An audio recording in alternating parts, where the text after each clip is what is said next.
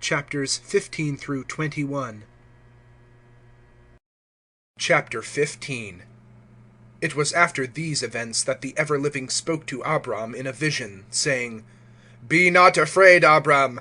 I am your shield, your abundant reward. I will greatly enrich you. But Abram replied, Mighty God, why should you give to me when I go childless? And the possessor of my house will be Eliezer of Damascus. And Abram continued, Look at me. You have not given me offspring, so that the steward of my house will become my heir. But the ever-living answered him, saying, That man shall not be your heir, but one who shall owe his birth to yourself shall become your heir. Then he took him to the open, and said, Look up at the sky and count the stars, if you are able to count them. Telling him also, Thus shall your race be.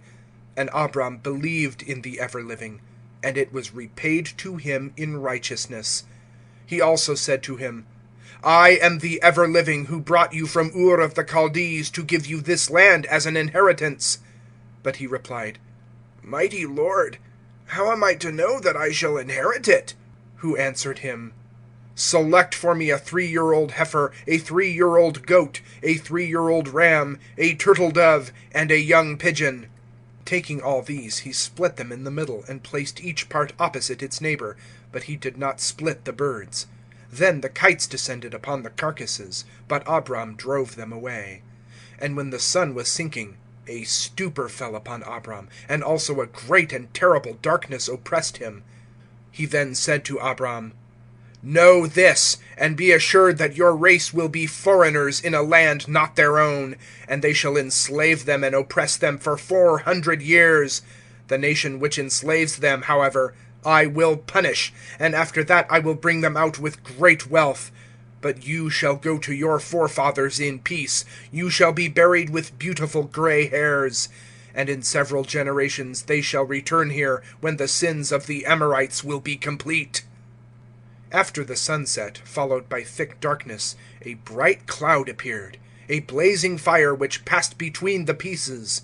At the same time the ever-living made a covenant with Abram, saying, I will give this country to your race, from the river of Egypt to the great river Euphrates, the Kenite, the Kenizzite, the Cadmonite, the Hittite, and the Perizzite, and the Rephaim, and the Amorite, and the Canaanite, and the Girgashite, and the Jebusite. Chapter 16. Sarai, Abram's wife, had given him no children, but she had an Egyptian maid named Hagar. So Sarai said to Abram, See now, the ever-living has kept me childless. Therefore go to my maid. Perhaps she will have a son for me. And Abram listened to the voice of Sarai. Therefore Sarai, the wife of Abram, took Hagar the Egyptian maid at the end of the 10th year of Abram's residence in the land of Canaan, and gave her to Abram her husband as a wife. So he went to Hagar, and she conceived. When she saw that she had conceived, her mistress was despicable in her eyes. Then Sarai said to Abram, My wrong came from you. I gave my maid to you as wife, and she sees that she has conceived, and I am despicable in her eyes. Let the ever-living decide between me and you. Abram answered Sarai, Well, your maid is under your hand. Do to her whatever you consider right. So Sarai persecuted her, and she fled from her presence. A messenger of the ever-living met her, however, at the well of waters in the desert, at the well by the road to the wall, and asked, Hagar, servant of Sarai, where are you going, and what are you weeping for? And she answered, I am fleeing from the hand of Sarai, my mistress. But the messenger of the ever-living said, Return to your mistress, and submit yourself to her. The ever-living's messenger further said to her, I will greatly increase your race, so that they cannot be numbered for multitude. The ever-living's messenger also continued, You are now with child, and you will give birth to a son, and you must call his name Ishmael, for God heard your sorrow. And he shall be a free man, his hand shall be with every man, and the hand of every man with him, and he shall stand up in the presence of all his brothers. She accordingly called the name of the ever-living who spoke to her. "You are the God I saw. I can say this, for I have lived after he appeared to me." So the well was named the Well of the Vision of Life. It is situated between Kadesh and Bered. And Hagar gave birth to a son to Abram, and Abram called the name of his son by her Ishmael. Abram was 86 years old when Hagar gave birth to Ishmael to Abram. Chapter 17. When Abram was 96 years old, the ever-living revealed again to Abram, and said to him, "I am God Almighty. Walk before me and be perfect. And I will make a covenant between myself and you, and I will increase you very, very greatly." Abram then fell on his face, and God spoke to him, saying, "I now make a covenant with you, and you shall be a father of many nations. So your name shall be Abraham. For you shall be the father of many nations. And I will make you very fruitful, and I will make nations and kingdoms proceed from you. I will also establish my covenant between myself and you, and with your descendants after you from generation to generation forever, to be a God to you and your race after you. I will also give to you and your race this country where you are a foreigner, the whole land of Canaan for a possession forever, and I will be their God." God also repeated to Abraham, "Now this is the covenant which you shall keep, as well as your race after you, in their generations. This is the covenant which you shall keep between myself and you and your race after you. Circumcise every male of them. And they shall be circumcised in the foreskin of the body, for an attestation of the covenant between myself and them. And upon the 8th day every male shall be circumcised in their generations, whether born of the family or purchased for money, although he is not of your race. Whoever is the child of your own family, or bought for money, shall be circumcised. And it is my covenant in your body as an everlasting bond. But the degraded male who has not been circumcised shall then become separated from my people, because he has broken the covenant." God further said to Abraham, "Sarai your wife shall no more be called by the name of Sarai, for Sarah shall be her name. And I will bless her, and also give you a son from her, and she shall become the mother of nations, and of kings of peoples." Then Abraham fell upon his face, and laughed, and said in his heart, "When I am 100 years old? And will Sarah also, when 90 years of age, have children?" Then Abraham said to God, "I wish that Ishmael might live in your favor." And God replied, "Feeble Sarah, your wife, shall give you a son, and you shall call his name Isaac. And I will fix my covenant with him as an everlasting covenant for his race after him. And for Ishmael I have also heard you. My blessing will be with him, and I will cause him to prosper and extend him very greatly. He shall beget 12 princes, and I will grant him to become a great nation. But that other is the covenant I will fix with Isaac, whom Sarah your wife will bear about this time next year." Then he ceased to converse with him, and the divine messenger went up from Abraham. Abraham accordingly took his son Ishmael, and all who were born in his family, and all bought with his money, every male of the people of the household of Abraham, and circumcised the foreskin of their bodies, on that very day which God spoke to him. And Abraham was 99 years old when he was circumcised in the foreskin of the body. Ishmael also was 13 years of age when he was circumcised in the foreskin of his body. On the very same day Abraham and his son Ishmael were circumcised. All the men born in his house, or bought with his money, and foreigners, were circumcised with him. Chapter 18. The Lord again revealed to him at the oak woods of Mamre, when he sat at the door of his tent in the heat of the day. Then he raised his eyes and looked, and saw 3 men standing opposite to him. And he looked, and called to them from the door of his tent, and bowing to the ground, said, "My masters, if now I have found favor in your eyes, will you not come in to your servant? Take a little water and wash your feet, and rest under the wood, and take a bit of bread and refresh your heart, and afterwards proceed. Perhaps for this you passed near your servant?" And they replied, "Do as you have said." Abraham then hastened into his tent to Sarah, and said, "Hasten with 3 measures of fine flour, kneaded, and make cakes." Abraham also ran to the fold, and took a fine fat calf, and gave it to a youth, who at once dressed it. Then he took cheese and milk, and the calf which he had dressed, and placed before them. And he stood opposite them under the trees while they were eating. They afterwards asked him, "Where is Sarah your wife?" And he replied, "She is in the tent." They then said, "I will restore you as at the period of youth, and there shall come a son from Sarah your wife." And Sarah heard it at the door of the tent where she was behind him. Now Abraham and Sarah were old, advanced in years, and feeble. It was not with Sarah as women are.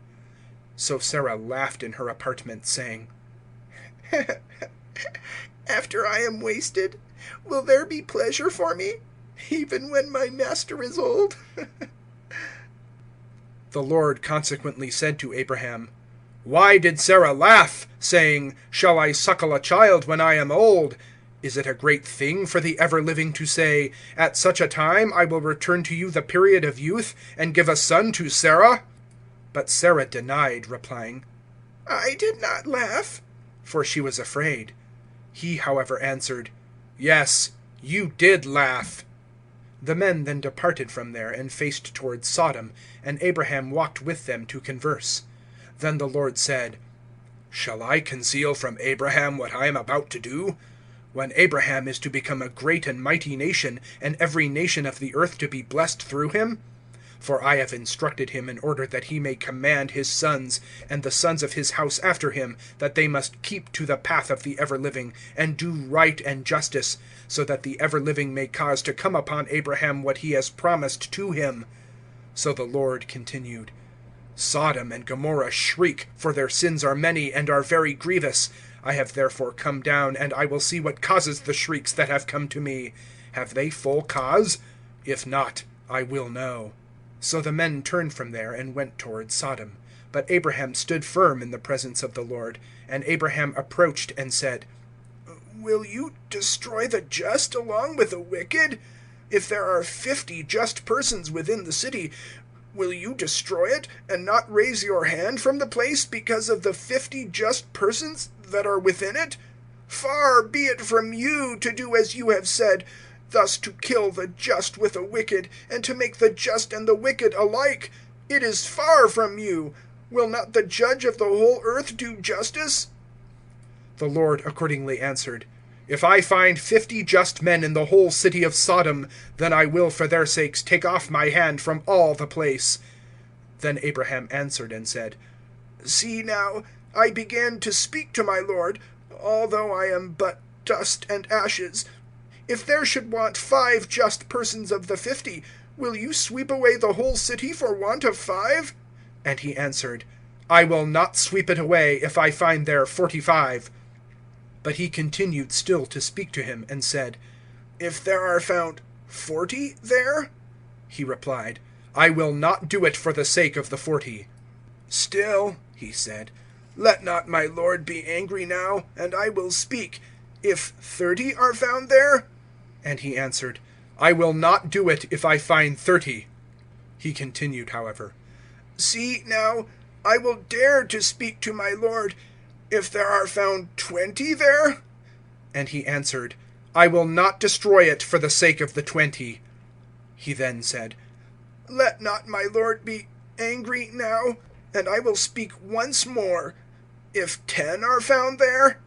And he replied, "I will not destroy it for the sake of the 10. Then the Lord went to do what he had told to Abraham, and Abraham returned to his own place. Chapter 19. And 2 of the messengers came to Sodom at evening, when Lot was sitting at the gate of Sodom. And Lot saw and rose to invite them, and bowed his face to the ground, and said, "See now, my good sirs, turn aside to the house of your servant, and rest yourselves, and wash your feet, and quench your thirst, and you can then proceed on your journey." But they replied, "No, for we must go further." Then he pressed them much, so they turned with him, and came to his house. And he made them a repast with unleavened cakes, and they partook of them. It was not yet time for sleep, when the men of the city, the men of Sodom, surrounded the house, from youths to old men, in fact all the people of the neighborhood, and called out to Lot, and said to him, "Where are the men who came to you tonight? Bring them out to us, that we may ravish them." Lot, however, went out to them to the porch, and the doors were closed behind him. And he said, "My friends, do not commit such wickedness. Look now, I have 2 virgin daughters. I will bring them to you, and you can do to them whatever you like. Only to these men do not such a thing, for as a protection from it, they came to the shelter of my roof." But they replied, "Be off with that! This fellow came here a foreigner, and he dictates decisions. Now it shall be worse for you than for them." Then they rushed to the man Lot with a vengeance, and attempted to break the gates. But the men put out their hands, and brought Lot to themselves into the house, and closed the gates. And they struck the men in front of the house with blindness, from the youngest to the oldest, so that they could not find the doorway. Then the men said to Lot, "Now, who is with you here, relative, or son or daughter, or any one that you have in this city? Let them go out from this place, for we shall destroy this place. For its great shriek has come before the ever-living, and the ever-living has sent us to destroy it." Lot therefore went out and spoke to his relatives, to the husbands of his daughters, and said, "Come, let us go out from this place, for the ever-living will destroy the city." But he was considered a fool in the eyes of his relatives. So when dawn arrived, the messengers said to Lot, "Get up, take your wife and your 2 daughters, and go out, for the crimes of this city are completed." But he hesitated. So the men seized hold of his hand, and the hand of his wife, and the hands of his 2 daughters, from the pity of the Lord towards him, and brought them out, and placed them outside the city. And when they had brought them out, they then said, "Fly for your life! Look not behind you, and delay not in all the plain. Take flight to the mountains. Take yourself there." But Lot answered them, "Oh, my lords, let now your servant find favor in your sight, and increase the kindness which you have done to me, to enliven my soul. For I am not able to escape to the hills before the disaster will overtake me, and I shall die. See now this city. It is easy to escape there. In a little time I can escape to there. Is it not a trifle? And my life will be preserved." So one replied to him, "Yes, I will accept your presents. Also for this thing, I will not destroy this town on behalf of which you have spoken. Be quick to escape there, for I am not able to do the thing until you arrive there." He accordingly called the name of that place Zoar. The sun had risen above the land when Lot entered Zoar. The ever-living then rained upon Sodom and upon Gomorrah lightning and fire from the ever-living from the skies, and overwhelmed those towns, them and all the plain, and all the inhabitants of the towns, and the produce of the land. But his wife looked back, and was transformed into a pillar of salt. And when Abraham went in the morning to the place where he stood before the Lord, and looked out towards Sodom and Gomorrah, and towards all the land of the plain, he saw and perceived a stench and smoke rise up from the country, like the smoke from a furnace. Thus it was that God destroyed the cities of the plain. But God remembered Abraham, and sent Lot beyond the reach of the destruction with which he destroyed those towns where Lot lived. And Lot went up from Zoar, and settled in the hills along with his 2 daughters, for he was afraid to stay in Zoar. So he lived in a cave along with his 2 daughters. And the elder said to the younger, "Our father grows old, and there is not a man in the country to come to us as others do all the world over. Come on, let us make our father drunk with wine, and cohabit with him, and it may be that we shall have children by our father." So they made their father drunk with wine that night, and the elder went and lay with her father, but he was not aware of the fact when she lay down or rose up. It was some time afterwards that the elder said to the younger, "See, I went with my father the other night. Let us make him drunk with wine also tonight, and you can go and lie with him, and it may be you will have children by your father." So they made their father drunk also that night with wine. And the younger rose and went with him, and he knew not when she lay down or when she rose up. Thus both of the daughters of Lot conceived from their father. Then the elder gave birth to a son, and she called his name Moab. He was the ancestor of Moab of today. And the younger also gave birth to a son, and she called his name Ben-Ami. He was the ancestor of Ammon of today. Chapter 20. Abraham then removed quietly from there landward, and settled between Kadesh and the wall, and resided in Gerar. And as Abraham said of Sarah his wife, "She is my sister," Abimelech the king of Gerar sent and took Sarah. God, however, came to Abimelech in a dream at night, and said, "Beware of death because of this woman whom you have taken, for she is a man's wife." But Abimelech had not made advances to her. So he replied, "My lord, would you kill a just person? Has not this man said to me, 'She is my sister'?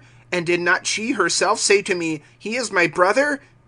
In the honesty of my heart and the innocence of my hand I have done this."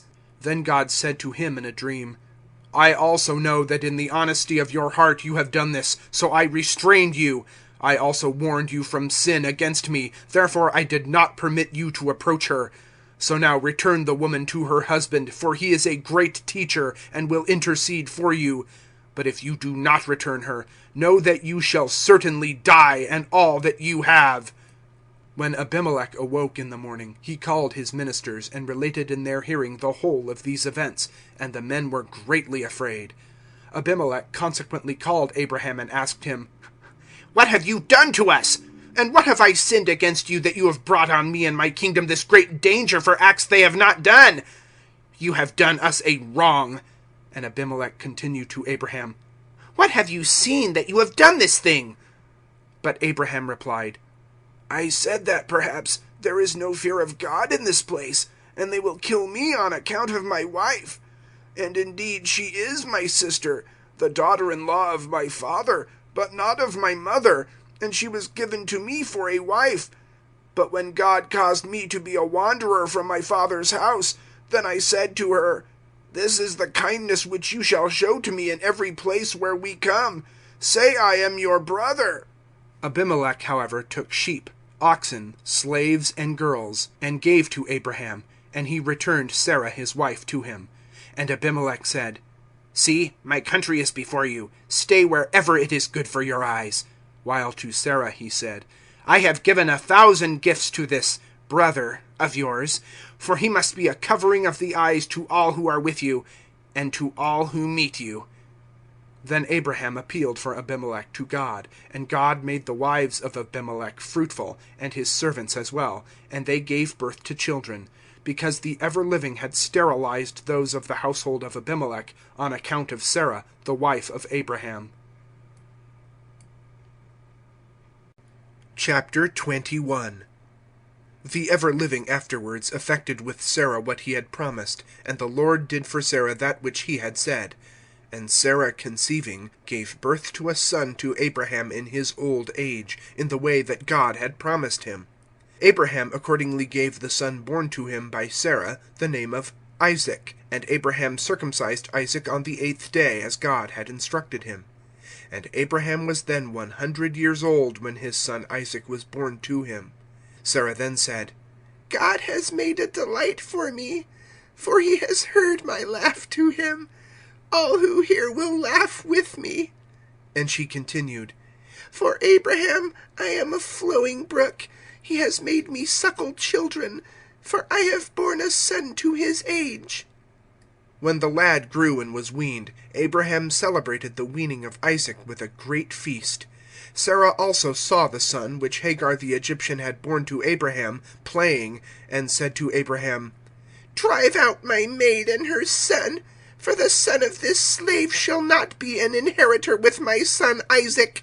But in Abraham's view this speech was very bad in regard to his son. But God said to Abraham, "Let it not be disheartening in your sight. Do all that Sarah has said against the lad, and against his mother. Listen to what she says, for from Isaac I will nominate an heir to you, and also from the son of your second wife I will found a great nation, for he is your heir." Abraham accordingly rose up at dawn, and taking bread and a skin of water, he placed them on the shoulder of Hagar and the lads, and sent her away. And she went and wandered in the desert of Beersheba. When the water in the skin was exhausted, however, she placed the lad under a bush, and went and seated herself on the other side. For she said, I shall not then see the lad's death. So she rested on the other side, and she raised her voice and wept. God then heard the voice of the youth, and a messenger of God called from the sky to Hagar, and said to her, What, Hagar, is the matter? Be not afraid, for God has heard the voice of the lad from where he is. Arise, take the lad and support him, for I will make from him a great nation. Then God opened her eyes, and she saw a spring of water, and she gave the lad a drink. Thus God gave life to the lad, and he grew, and dwelt in the desert, and became a mighty archer, and settled in the desert of Paran. And she took a wife for him from the land of Egypt. It was about this time that Abimelech and Pichol the commander of his army addressed Abraham, saying, God is with you in all that you do. So now take an oath to me before God that you may not deceive, and to my children and posterity that the kindness which I have shown to you, you will show to me, and to the land where you have been a foreigner. And Abraham replied, I will take the oath. Abraham then reproved Abimelech about the affair of the well of water, which the servants of Abimelech had stolen. Then Abimelech answered, I did not myself know of that matter, and neither did you report it to me, and I never heard it until today. Abraham then took sheep and oxen and gave to Abimelech, and the two entered into a treaty. Abimelech then asked Abraham, What are these 7 lambs for which you have put by themselves? You take these 7 lambs from my hand, he answered, that they may be an evidence for me that I dug this well. They accordingly called that place the Well of the Oath, and he entered into a treaty at the Well of the Oath, with both Abimelech and Pichol, the commander of his army. Then they returned to the land of the Philistines. They also planted tamarisk trees by the Well of the Oath, and called there on the name of the ever-living eternal God. So Abraham remained in the land of the Philistines for many days. The end of chapters 15 through 21 of the book of Genesis. Recording by Mark Penfold.